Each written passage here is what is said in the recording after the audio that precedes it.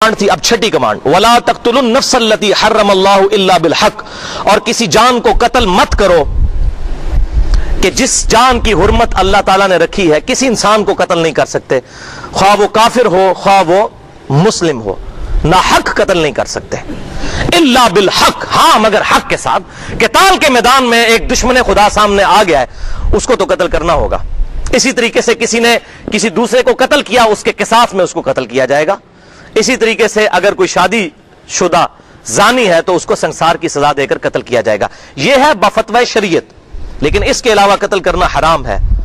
ومن قتل مظلوما فقد جعلنا لولیہ سلطانا, اور جسے مظلومن قتل کیا جائے تو ہم نے اس کے ورثاء کے لیے یہ حق رکھا ہے کہ وہ بدلہ لے سکتے ہیں اپنے قتل ہونے والے شخص کا. فلا یسرف فی القتل, لیکن وہ قتل کے معاملے میں پھر اسراف نہ کریں کہ انہوں نے ہمارا ایک بھائی مارا ہم اس کے دو بھائی ماریں گے, ایسا نہ ہو. قتل کے بدلے قتل ہو. انہ کان منصورا, بے شک اس کی مدد بھی کی جائے گی. مدد کی جائے گی, کیا مدد کی جائے گی؟ حکومت وقت کی ذمہ داری ہے کہ وہ بدلہ اس کو لے کر دیں. میرے باپ کا بھی قاتل میرے سامنے آ جائے, میں خود قانون ہاتھ میں نہیں لے سکتا. اگر عدالتیں انصاف نہیں دیں گی تو قیامت والے دن فیصلہ ہوگا, لیکن خود میں قانون کو ہاتھ میں نہیں لے سکتا. عدالت میں کیس رپورٹ ہوگا, عدالت فیصلہ کرے گی, لیکن مدعی جو ہے وہ مقتول کے ورثاء ہوں گے, نہ کہ حکومت پاکستان ہوگی. یہاں الٹا ہے. اسی لیے صدر پاکستان اینڈ پہ قتل کی سزا بھی معاف کر دیتا ہے. صدر پاکستان کیا, صدر پاکستان کا باپ بھی قتل کی سزا معاف نہیں کر سکتا جب تک کہ مقتولین کے ورثاء معاف نہ کر دیں, کیونکہ مدعی وہ ہیں, مدعی حکومت نہیں ہوتی. اللہ اکبر. اور اسی کا ذکر پھر 10 کمانڈمنٹس کا ہی سورۃ المائدہ میں جب آیا آیت نمبر 32 میں, تو اللہ تعالیٰ نے فرمایا کہ جس نے ایک انسان کو قتل کیا, مسلمان نہیں انسان, فَكَأَنَّمَا قَتَلَ النَّاسَ جَمِيعًا, تو گویا اس نے پوری انسانیت کو قتل کر دیا.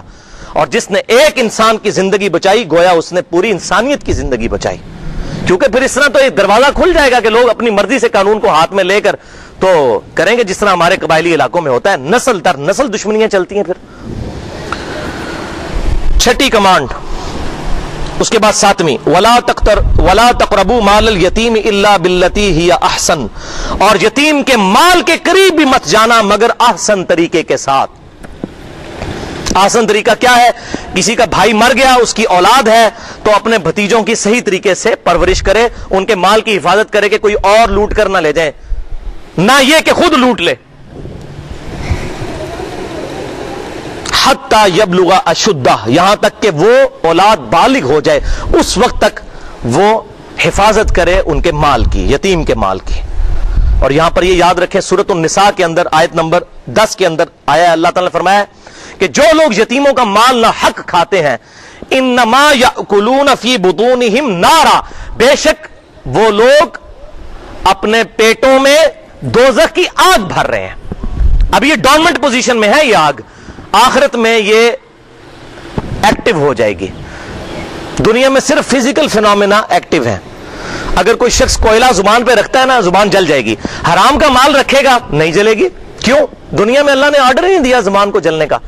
یہ فزیکل فینومینا کی یہ دنیا ہے, لیکن جو مورل لاز ہیں اللہ تعالیٰ کے بنائے ہوئے اخلاقی قوانین, یہ آخرت میں ایکٹیو ہو جائیں گے. اور جنہوں نے دنیا میں یتیموں کا مال ہڑپ کیا ہوگا, یہ دوزخ کی آگ بن جائیں گے.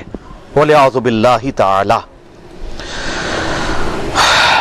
وَأَوْفُوا بِالْعَهْدِ, اور عہد کی پاسداری کرو. إِنَّ الْعَهْدَ كَانَ مَسْئُولًا, بے شک عہد کے بارے میں پوچھا جائے گا. اب اس کے اوپر بولا جائے تو 1 گھنٹہ چاہیے. دنیا میں تمام کام عہد کی بنیاد پر ہیں. ایون میاں بیوی کا ریلیشن شپ بھی نکاح کی فارم میں ایک عہد ہے.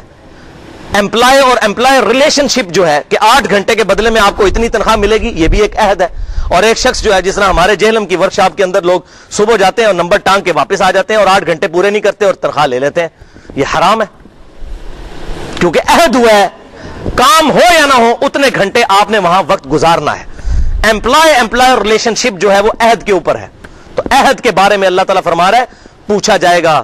اور آپ صلی اللہ علیہ وسلم کی صحیح حدیث ہے کہ جو عہد پورا نہیں کرتا اس کا دین ہی کوئی نہیں ہے. چاہے اس کی داڑھی جو ہے وہ ناف سے نیچے چلی جائے, اس کی پگڑی 1 من کی ہو جائے, اس کی شلوار چاہے گھٹنوں تک پہنچ جائے, اس کی تسبیح چاہے زمین تک لٹکے, اگر وہ عہد کو پورا نہیں کرتا اور حلال اور حرام کی تمیز نہیں کرتا, اس کی ان تمام چیزوں کا کوئی فائدہ نہیں. رزق حلال از دا لٹمس ٹیسٹ آف ایمان. ایمان کا لٹمس ٹیسٹ جو ہے رزق حلال ہے. جس کا رزق حلال ہے وہ ایمان والا ہے, اور جس کا رزق حرام ہے چاہے وہ جو مرضی کر لے, اللہ تبارک و تعالیٰ کے حضور اس کی یہ عبادات مردود ہیں.